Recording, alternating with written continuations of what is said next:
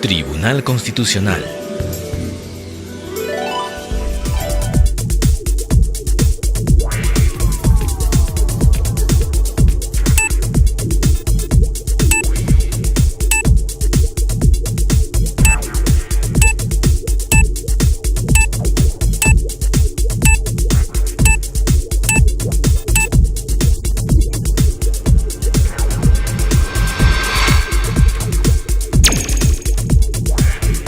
Bienvenidos a la edición del lunes 23 de abril del 2012 de su noticiero TC al Día, programa producido por el Tribunal Constitucional. El Tribunal Constitucional declaró fundada la demanda de inconstitucionalidad contra la Ordenanza Regional de Cajamarca, que declara inviable el proyecto minero Conga. En la sentencia recaída en el expediente número 01, se determinó que el Gobierno Regional de Cajamarca se extralimitó en sus competencias normativas, en la Ley de Base de Descentralización y la Ley Orgánica de Gobiernos Regionales. Los gobiernos regionales no son competentes para regular aspectos relativos a la gran y mediana minería. En tal sentido, el Gobierno Regional de Cajamarca no tiene competencia para declarar la inviabilidad de la ejecución del proyecto minero Conga, que por sus características es un proyecto de gran minería. De otro lado, estableció que es la Autoridad Nacional del Agua la encargada de determinar qué cabeceras de cuencas deben ser declaradas intangibles y no los gobiernos regionales. Por tanto, el Tribunal Constitucional ratificó que corresponde al Gobierno Nacional elaborar planes de control de la actividad económica de las empresas dedicadas a la extracción de minerales. En el fallo del caso Conga se estableció que las inversiones no pueden lesionar la salud pública, señaló el magistrado Fernando Calle Jayén. Bueno, el tribunal ha declarado fundada la demanda planteada por el fiscal de la Nación con relación a lo que acabas de mencionar, de ver la inconstitucionalidad o constitucionalidad de la ordenanza que ya está definida en la propia sentencia con relación a que las ordenanzas no pueden ingresar regionales o locales, porque tenemos las ordenanzas municipales también, a temas en los que son estrictamente reservadas para el gobierno nacional. Esto es un caso específico. Ya nosotros habíamos tenido antecedentes con un tema del Cusco, también de licencias creo mineras o denuncios, algo de esto, y habíamos definido, igual en el tema de la coca, que hubo una ordenanza también que dentro de su autonomía quizás mal entendida excedía las facultades que daban y que da la Constitución con relación a estos temas, ¿no? En el caso de la minería, por ejemplo, les reservan en la región a la pequeña minería y la artesanal, ¿no? Y la mediana y gran minería le corresponden sus decisiones al gobierno nacional.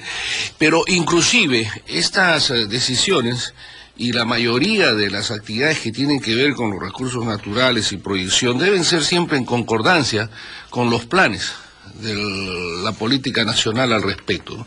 Y eso está clarísimo en la Constitución. Por eso es que a veces, incluyo aquí lo que en muchos momentos hemos tratado, Augusto, en que es importante que quienes asumen funciones de trascendencia miren bien la función que le corresponde. En el caso electoral es distinto, no va dirigido quizás a ello, más allá de que con toda seguridad también hay una autorregulación y a la vez un esfuerzo por estar cada día más al día de los cambios, del desarrollo. Pero indudablemente me refería a cargos de enormes nivel donde se exigen una serie de requisitos y a veces también se excede del ejercicio de la función que corresponde. Entonces, en ese sistema y en ese aspecto, creo que el tribunal ha cumplido con algo que la mayoría de los peruanos además veían que iba a suceder en cuanto a la constitucionalidad o inconstitucionalidad. Pero hay un avance interesante que ha permitido recordar y precisar dentro de la interpretación los avances que tiene la Constitución y el mundo sobre el tema ambiental.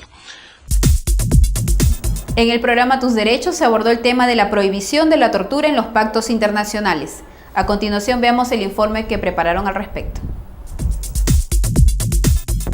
Me han dado palizas antes y después de investigaciones y en su transcurso. Me han intimidado y amenazado directa e indirectamente con armas de fuego y con otras armas. Antes de las investigaciones y durante ellas. Estas son declaraciones de David Hicks, un talibán australiano que estuvo detenido en Guantánamo, culpable o no. Él fue torturado. La tortura es un delito de envergadura internacional, pues destruye lo más preciado del ser humano.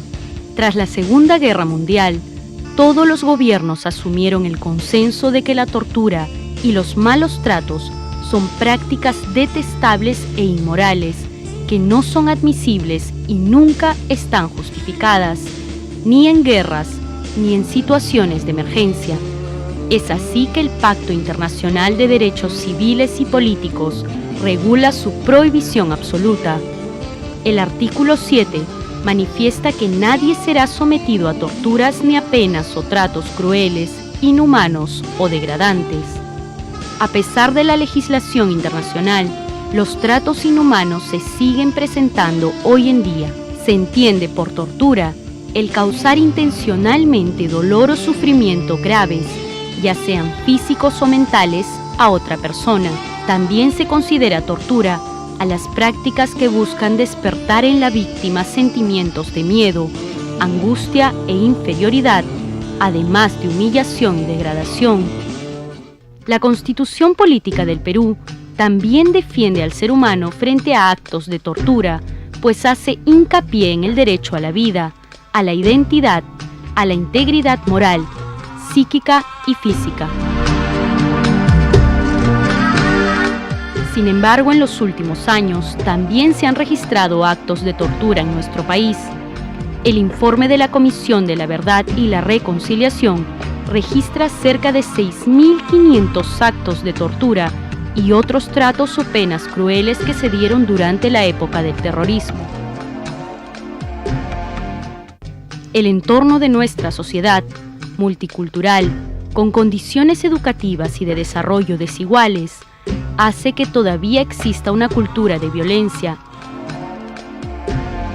La situación a nivel mundial es menos alentadora.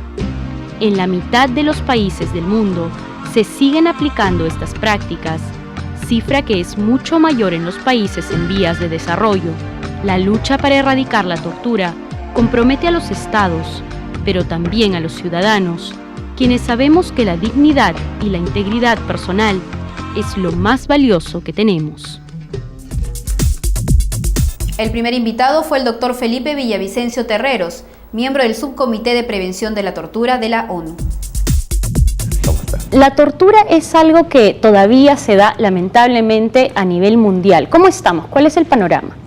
Bueno, hay un panorama mundial muy importante. De hecho, una de las nuevas contribuciones de las Naciones Unidas es precisamente crear bajo el subcomité contra la tortura, de prevención contra la tortura, en el marco del protocolo facultativo de Naciones Unidas al respecto. La razón es que es evidente que hay en muchos lugares del mundo donde subsisten fenómenos graves y en algunos lugares de diferente intensidad sobre el fenómeno de tortura. ¿Y de qué se encarga netamente este subcomité? ¿Es únicamente prevención, detectar los casos? Sí, es un comité de la nueva generación, digamos, de los organismos internacionales, que está encargado de las tareas de prevenir. Entonces nosotros lo que hacemos son visitas periódicas. Por ejemplo, el año pasado hemos estado en Brasil y en otros lugares, y este año estaremos también en la Argentina y en otros lugares del mundo, en donde se realizan investigaciones sobre la situación de las posibles situaciones de torturas que se den en establecimientos penales o en otros tipos de establecimientos de detención. Luego, el expresidente de la Corte Interamericana de Derechos Humanos, Claudio Grossman, hizo un análisis del tema. El Comité contra la Tortura de Naciones Unidas, ¿qué labor desempeña este comité? El comité está encargado de supervisar con el cumplimiento de las obligaciones que establece la Convención contra la Tortura del año 1984. Está integrado por 10 miembros que son elegidos por los 150 estados que han ratificado la Convención contra la Tortura. El comité, ¿qué es lo que hace? Por ejemplo, a través de ve que se haya incorporado la prohibición de tortura que establece la Convención. Dos, que no se derogue la tortura ni bajo situación de emergencia, eso lo establece la misma Convención. 3, que no se devuelva a alguien a un país donde pueda ser torturado. que no se utilice la tortura en procedimientos como la confesión en procedimientos judiciales o extrajudiciales, que no haya que haya entrenamiento de las policías, que haya investigación y castigo de quienes hayan cometido tortura, reparaciones, y además el comité no solo supervisa el tema de la tortura, sino otras penas o tratos crueles, inhumanos, degradantes. Estas son obligaciones libremente adquiridas por los estados que han ratificado la convención. El Tribunal Constitucional dejó al voto 231 expedientes, entre procesos de amparo, habeas corpus y otros. Esto en el marco de las audiencias públicas de Pleno y Salas. Audiencia pública de Sala 1, presidida por el magistrado Óscar Urbiola Jani e integrada por los magistrados señores Juan Vergara Botelli y Fernando Calle Allén. Audiencia pública de la segunda sala del Tribunal Constitucional, Lima, 16 de abril del 2012, presidida por el magistrado señor Ricardo Bumón Callirgos e integrada por los magistrados señores Carlos Mesía Ramírez y Gerardo Eto Cruz. Al momento de otorgarse la pensión en el año 91, se le reconoció un monto superior a los 36 nuevos soles que, de acuerdo al criterio establecido ya por este tribunal en la sentencia 5189 del 2005, se entiende que la última pensión mínima vigente en aplicación de la ley 23908 fueron los 36 nuevos. No se encuentra acreditado que el cónyuge fallecido de la actora tenga derecho a una pensión de jubilación minera. El derecho de las generaciones venideras, por tratarse el asunto en materia de controversia de una cuestión estrictamente ambiental, por revestir un carácter de derecho difuso. Venimos a este supremo intérprete de la Constitución a solicitar de que se revoque la sentencia recurrida. El Tribunal Constitucional ordenó a la minera Yanacocha reconocer la afiliación sindical de un trabajador y retener a favor del sindicato la respectiva cuota sindical. Así lo dispuso al declarar fundada la demanda de amparo contenida en el expediente 1978, interpuesta por José Chávarri Machuca contra la precitada compañía minera, por haberse acreditado la afectación de los derechos de sindicación y a la libertad sindical del demandante. Por lo tanto, declaró nula la carta mediante la cual la demandada desconoce al demandante su afiliación sindical, bajo el argumento que si bien el trabajador fue repuesto con una medida cautelar, aún no existe pronunciamiento sobre el fondo.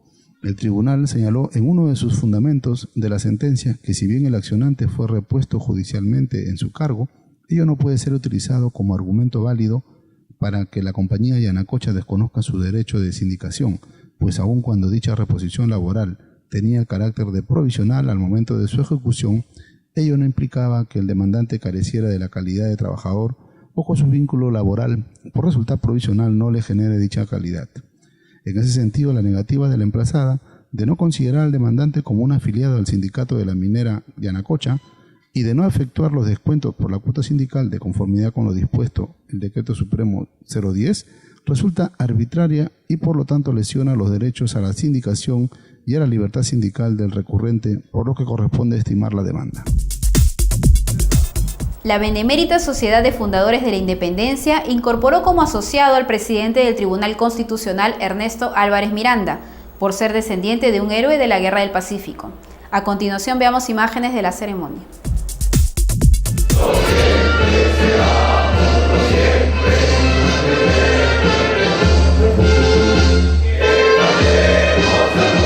Se resuelve incorporar como asociados activos de la Benemérita Sociedad Fundadores de la Independencia, vencedores el 2 de mayo de 1866 y defensores calificados de la patria, otorgándoseles la medalla condecoración de la Sociedad Fundadores de la Independencia e inscribir su nombre en el registro de asociados activos, al señor doctor don Ernesto Julio Álvarez Miranda, presidente del Tribunal Constitucional, descendiente directo de defensor calificado de la patria, participante en la Guerra del Pacífico, del señor Teniente Coronel don José María Álvarez. Señor doctor don Ernesto Julio Álvarez Miranda, juráis por Dios y la patria cumplir los estatutos y reglamentos de esta benemérita sociedad, respetar y seguir sus decisiones, y propender a su prestigio y adelanto? Sí, juro. Si así lo hicierais, que Dios y la patria os premien. De lo contrario, ella y la sociedad os lo demandan.